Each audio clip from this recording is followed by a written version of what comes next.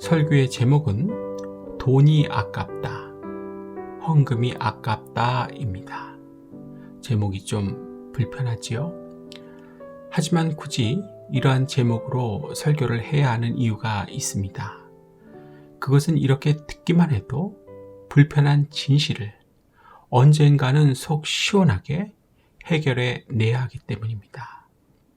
그래야 신앙에 진보가 있고 열매가 있으며 교회를 다니면서 기쁨을 느끼고 하나님의 은혜를 누릴 수 있게 되기 때문입니다. 우리가 교회 다니기가 싫고 그래서 다른 교회로 옮겨도 얼마 다니지 못하는 이유에 대해서 혹시라도 고민해 보신 적이 있으십니까? 이유는 천국 소망을 세상 소망이 이겨버렸기 때문입니다.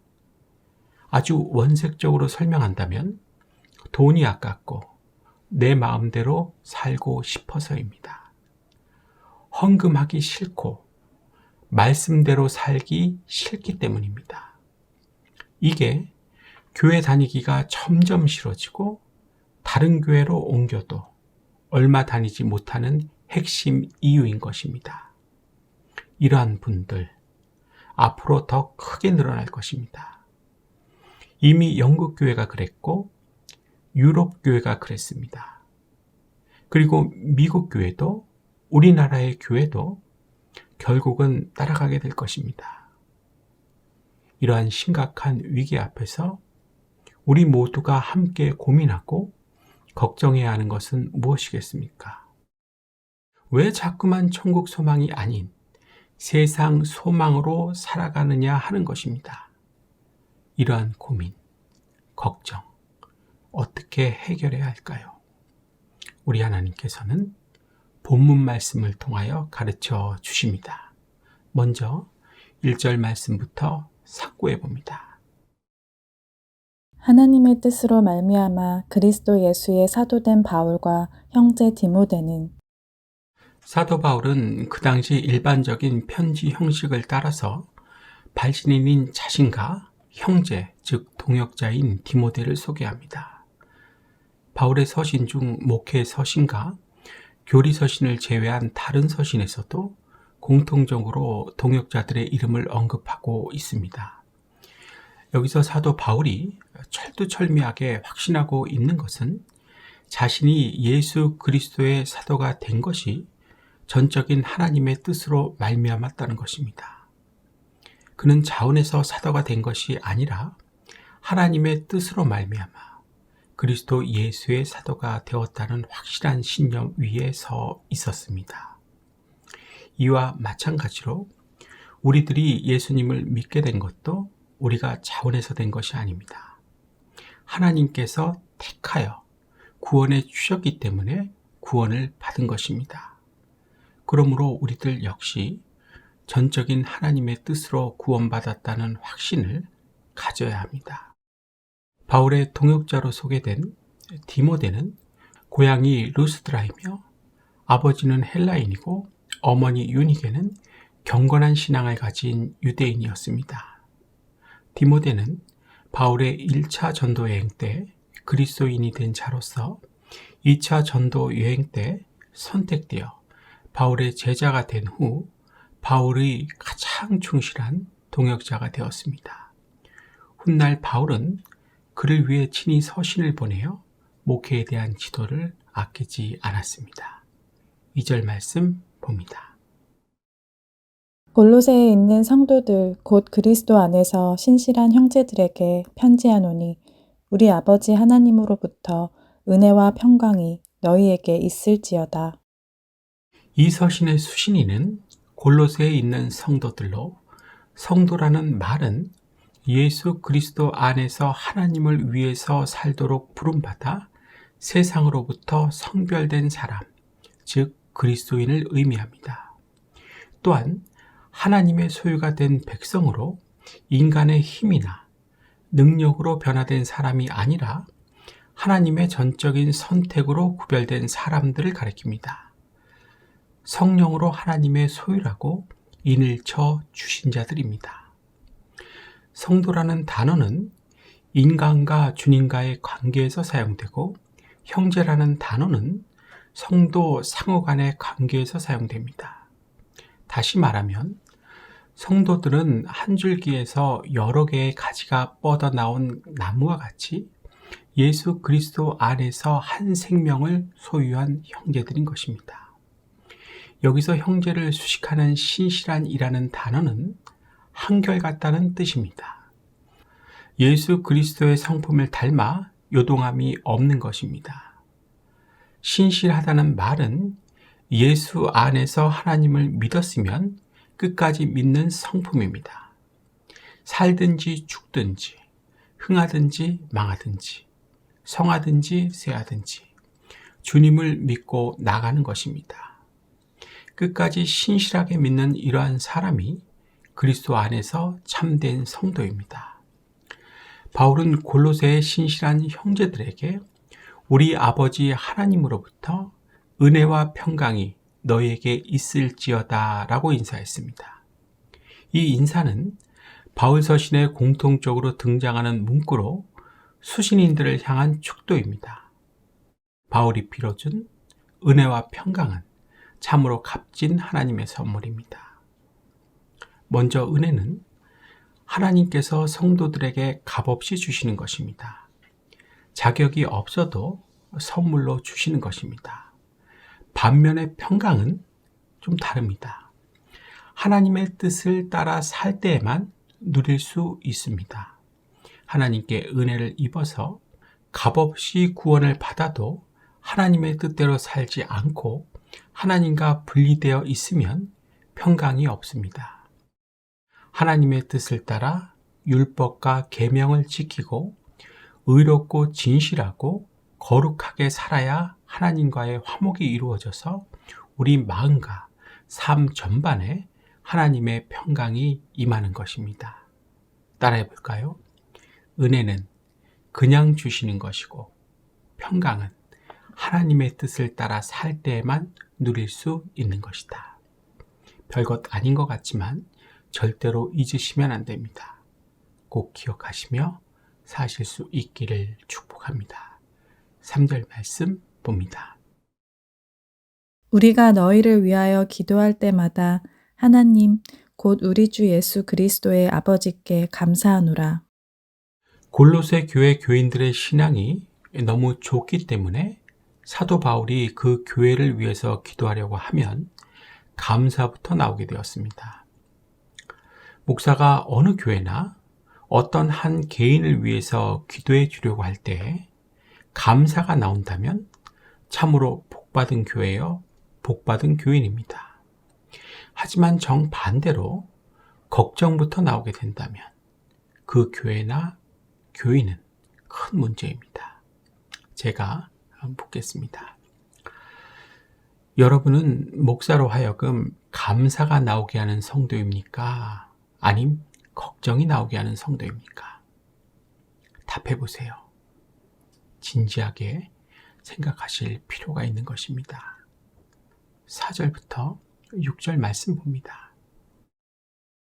이는 그리스도 예수 안에 너희의 믿음과 모든 성도에 대한 사랑을 들었음이요 너희를 위하여 하늘에 쌓아둔 소망으로 말미암음이니 곧 너희가 전에 복음 진리의 말씀을 들은 것이라.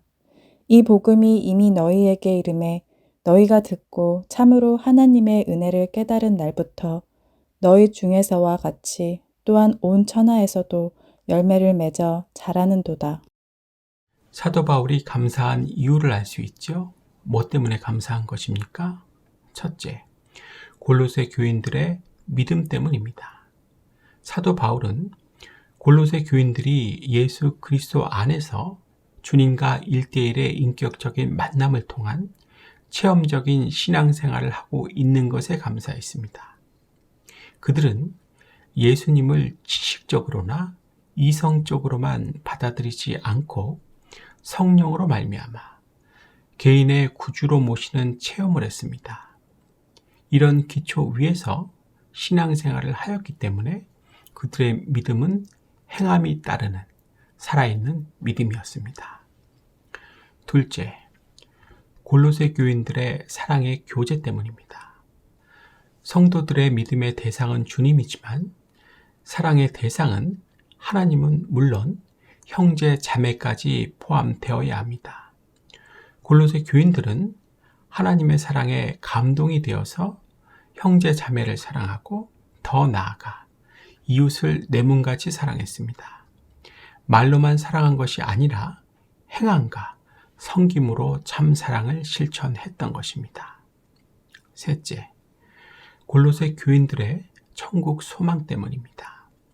그들은 예수 그리스도로 말미암아 구원을 받아서 하나님의 자녀가 되어 하나님 나라에서 받을 영광과 특권을 소유하게 되었습니다. 이론이나 학설이 아닌 오직 진리의 말씀인 복음을 듣고 믿음으로 말미암아 천국에 대한 확고부동한 소망을 간직했던 것입니다. 소망은 사람들로 하여금 현실의 고통을 넉넉히 이기게 해줍니다. 골로새 교인들은 예수 그리스도 안에서 천국 소망을 품고 현실의 어려움과 박해를 잘 이겨냈습니다. 이와 같이 바울은 골로새 교인들이 신앙의 세 가지 요소인 믿음과 사랑과 소망에 근거하여 흔들리지 않고 온전한 신앙생활을 하고 있는 것에 대해 하나님께 감사했습니다. 그렇다면 여러분, 왜 골로새 교인들이 이렇게 좋은 열매를 맺을 수 있었을까요? 여기서부터는 잘 들어주세요. 골로새 교인들이 이렇게 좋은 열매를 맺을 수 있었던 이유는 복음 자체의 능력이 있기 때문입니다. 중요하니까 따라해 볼까요? 복음에는 능력이 있다. 복음의 능력이 그렇게 만든 것이다. 복음에는 일단 생명이 있기 때문에 자라나는 특성이 있습니다. 그래서 깨닫자마자 이러한 열매들이 맺어 나가는 것입니다. 복음의 1차적인 능력은 우리로 하여금 믿음으로 살게 하고 사랑으로 살게 하고 소망으로 살게 해주는 것입니다. 복음을 통해서 들어온 하나님의 영이 우리의 정신과 육신을 제대로 살게 해주는 것입니다. 하나님의 뜻으로 이끌어주는 역할을 한다는 것입니다. 그래서 복음을, 진리의 말씀을, 성경을 읽든지 듣든지 해서 받아들이지 않으면 제멋대로 살게 되는 것입니다. 자기 정신과 육신이 원하는 대로 살 수밖에 없는 것입니다. 교회는 다니지만 교인도 성도도 아니게 되는 것입니다. 이런 분들 사실은 꽤나 많습니다. 하지만 눈 하나 깜빡하지를 않습니다. 두꺼운 얼굴과 무서운 얼굴로 지금도 버티고 있는 것입니다. 복음의 능력 중에서 가시적인, 볼 수 있게 해주는 중요한 궁극적인 능력이 있습니다. 그것은 전도입니다. 복음을 깨달은 교인들은 이웃을 전도합니다. 이웃에게 예수 그리스도를 전하여 전도 받은 사람이 예수님을 믿고 복음을 깨닫게 되면 또 다른 이웃을 전도하게 되고 결국 그들이 모여서 교회가 성장하게 되는 것입니다. 이처럼 복음은 옥토와 같은 마음에 떨어지면 골로새 교회뿐 아니라 온 천하 어디에서든지 30배, 60배, 100배로 자라납니다. 문제는 옥토가 그리 많지 않다는 것입니다.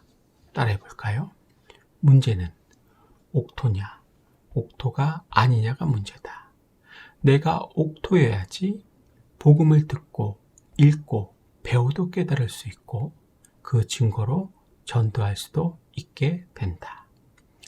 나를 향하신 하나님의 음성으로 들으실 수 있기를 간절히 바랍니다. 마지막으로 7절, 8절 말씀입니다. 이와 같이 우리와 함께 종된 사랑하는 에바브라에게 너희가 배웠나니 그는 너희를 위한 그리스도의 신실한 일꾼이요 성령 안에서 너희 사랑을 우리에게 알린 자니라. 앞에서 언급했던 것처럼 에바브라는 골로새 교회의 담임 목사입니다. 그는 원래 골로새 사람으로 사도 바울이 두란노 서원에서 복음을 증언할 당시에 복음을 받아들였습니다. 후에 고향인 골로새로 돌아가서 교회를 개척하고 교인들을 가르쳤습니다. 이를 알고 있던 사도 바울은 골로새 교인들의 아름다운 사랑을 알려준 에바브라가 자신과 같이 하나님의 종이 된 것을 강조하며 골로새 교인들을 위한 주님의 훌륭하고 믿음직한 일꾼임을 천구하고 인정했던 것입니다. 이상으로 8절 말씀까지 살펴봤습니다. 우리가 이제까지 본 본문 말씀을 세 줄로 요약해 본다면 어떻게 될까요? 첫 번째 줄입니다. 배워야 은혜를 깨달을 수 있다. 두 번째 줄입니다. 은혜를 깨달을 수 있어야 천국 소망을 가지게 된다. 세 번째 줄입니다. 천국 소망을 가져야 믿음과 사랑의 생활을 할 수 있다. 이렇게 세 줄입니다. 맞죠? 사랑하는 여러분, 우리는 왜 천국 소망을 갖지 못하고 세상 소망으로 살아가는 것일까요? 서론 부분에서 원색적으로 설명드린 것과 같이 헌금하기 싫고 말씀대로 살기 싫어서 교회를 옮기고 떠나는 것일까요? 근본이 배우지 못하기 때문입니다. 따라해 볼까요? 근본이 배우지 못하기 때문이다. 그래서 배울 수 없기 때문이다. 본문 7절 말씀만 다시 봅니다. 이와 같이 우리와 함께 종된 사랑하는 에바브라에게 너희가 배웠나니 그는 너희를 위한 그리스도의 신실한 일꾼이요. 골로새 교인들과 같이 복음을 배울 수 있어야 하는 것입니다. 진리의 말씀을, 성경을 배울 수 없다면 은혜를 깨닫지 못하게 됩니다. 그렇게 되면 어떻게 됩니까? 천국 소망을 가지지 못하게 되는 것입니다. 천국 소망을 가지지 못하게 되면요. 5절에 기록되어 있는 것과 같이 믿음의 생활과 사랑의 생활은 하지 못하게 됩니다. 헌금하기 싫고 교회 다니기 싫게 되는 것입니다. 4절, 5절 말씀 다시 봅니다. 이는 그리스도 예수 안에 너희의 믿음과 모든 성도에 대한 사랑을 들었음이요. 너희를 위하여 하늘에 쌓아둔 소망으로 말미암음이니 곧 너희가 전에 복음 진리의 말씀을 들은 것이라. 믿음의 생활과 사랑의 생활은 하늘에 쌓아둔 소망, 즉 천국 소망에서 비롯되는 것입니다. 맞죠? 그래서 천국 소망을 가져야 한다는 것입니다. 그리고 그러기 위해서는 은혜를 깨달아야 하는 일이 발생해야 하는데 그 시초가, 근본이 복음을 배워야 한다는 것입니다. 앞에서 세 줄로 요약한 것이죠. 이것을 다시 풀어서 말씀드리고 있는 것입니다. 다 이해가 가시죠? 근데 여러분, 여기서부터는 정말 잘 들어봐 주세요. 내가 만일에 복음을 배우는 것이 정말 안 된다면 어떻게 될까요? 옥토와 같이 신겨져야 하는데 안 신겨지면 어떻게 될까요? 말씀드린 것과 같이 은혜를 깨달을 수가 없어 천국 소망을 가질 수 없고 세상 소망으로 계속해서 쭉 살아가게 되는 것입니다. 그렇기 때문에 우리가 집중해야 하는 것은 나 자신이 배울 수 있도록 해야 하는 것입니다. 배울 수 있도록 돼야 하는 것입니다. 따라해 볼까요? 사람 자체가 배울 수 있는 사람이 반드시 되어야 한다. 어떻게 하면 될까요? 사도행전 17장 11절에 기록되어 있습니다. 다른 두 번역으로 같이 봅니다. 베레아에 있는 사람들은 데살로니가에 있는 사람들보다 더 너그러워서 간절한 마음으로 말씀을 받고 이것이 그러한가 하여 날마다 성경을 상고하므로. 베레아 사람들은 데살로니가 사람들보다 신사적이어서 간절한 마음으로 말씀을 받아들이며 그것을 확인하려고 날마다 성경을 연구하였다. 어떻게 하면 베레아 사람들과 같이 복음을, 진리의 말씀을, 성경을 받아들이게 되어서 배우게 되는 것입니까? 신사적인 사람이 되는 것입니다. 옛날에 보던 개역 한글 성경과 현대인의 성경에서는 신사적인 사람, 그리고 지금 우리가 보고 있는 개역 개정 성경에서는 이 신사적인 사람이 너그러운 사람으로 번역되어 있습니다. 조금 난해지지요? 헬라어 성경 원문에는 어떻게 되어 있을까요? 유게네스, 즉 가문이 좋은 사람으로 되어 있습니다. 그래서 베레아 사람들과 같이 복음을, 진리를, 성경을 받아들이게 되어서 배우기 위해서는 가문이 좋은 사람들처럼 내가 되는 것입니다. 그렇게 돼서 간절한 마음으로 말씀을 받고 날마다 성경을 묵상하는 것입니다. 이것이 성경이 가르쳐주고 있는 방법입니다. 이렇게 해야 복음을 배우게 되고 은혜도 깨달아 천국 소망을 가지게 되는 것입니다. 아무리 교회를 열심히 다녀도 믿음으로 사는 것이 어렵고 사랑으로 사는 것이 힘이 들며 천국 소망이 아닌 세상 소망으로 계속해서 살아가시는 분이 있으십니까? 비신사적인 사람에서 이제는 신사적인 사람이 되십시오. 너그럽고 가문이 좋은 사람들처럼 그렇게 행동하고 말하고 생각하시는 것입니다. 행동과 말과 생각이 곧 그 사람입니다. 그렇게 되면 간절한 마음으로 말씀을 받게 될 것입니다. 날마다 성경을 상고하고 있는 나 자신을 발견하게 될 것입니다. 하나님의 은혜를 깨달아 누리게 될 것입니다. 그로 인해 분명하게 천국 소망으로 살아가게 될 것입니다. 세상 소망으로 살지 않을 것입니다. 기도하겠습니다.